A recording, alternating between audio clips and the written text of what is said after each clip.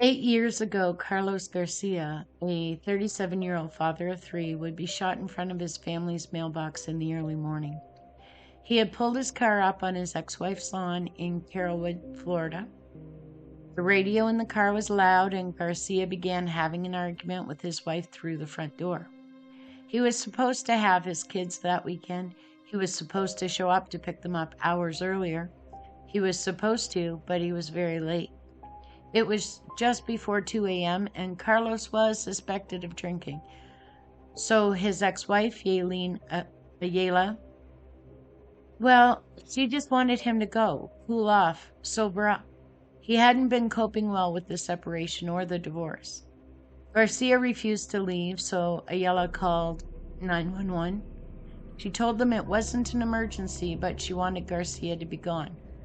Dispatchers got her call at 2:01 a.m. While she was on the phone, she could hear Garcia yelling at someone else outside. He was arguing with Nick Julian IV, who said he went outside to tell Garcia to turn the radio down because there was a child asleep in his house. Julian went back inside, got his gun, and put it on the couch, according to him. He went back outside a second time and continued to argue with Garcia. Julian's father tried to get him to ignore Garcia, told him that the noise would stop soon enough.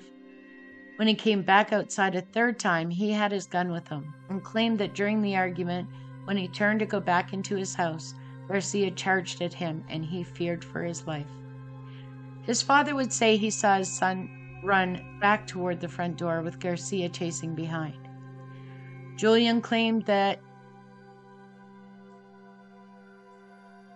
he was out there arguing the first time for 10 minutes and went back outside the second time after 15 to 20 minutes. 911 calls would show that was not true. Only 4 minutes passed between the first 911 call and the second, when Garcia had already been shot and lay dying.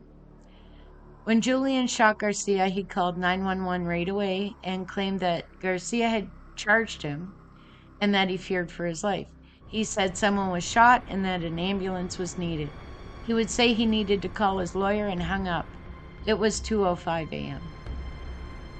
He called a concealed carry hotline for help then. The organization he called offered a subscription service that included a hotline, an attorney on retainer, bail money, and a little card that instructed members what to say after a shooting.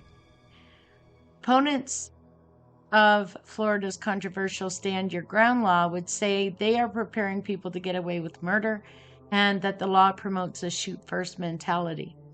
Proponents say they are informing gun owners, including letting them know not to make statements that could be used against them later, and that can only be a good thing.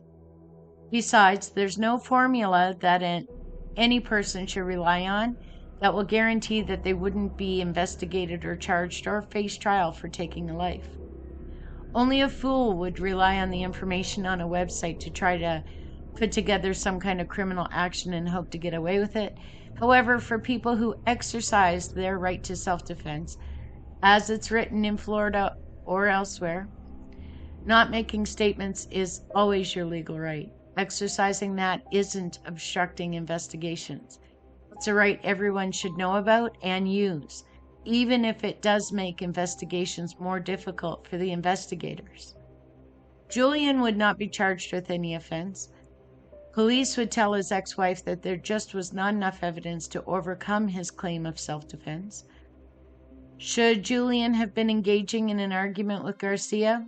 Probably not, but that wasn't illegal either. He could have called 911 to have them come deal with Garcia, which would have been the smarter thing to do, but again, not being smart is not illegal.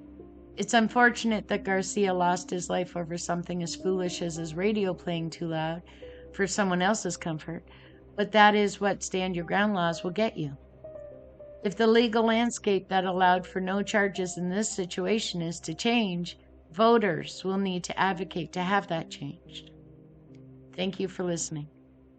If you're enjoying these videos and you want to see more, please click the subscribe button and hit those notifications so that you don't miss any uploads. We appreciate you. Thanks.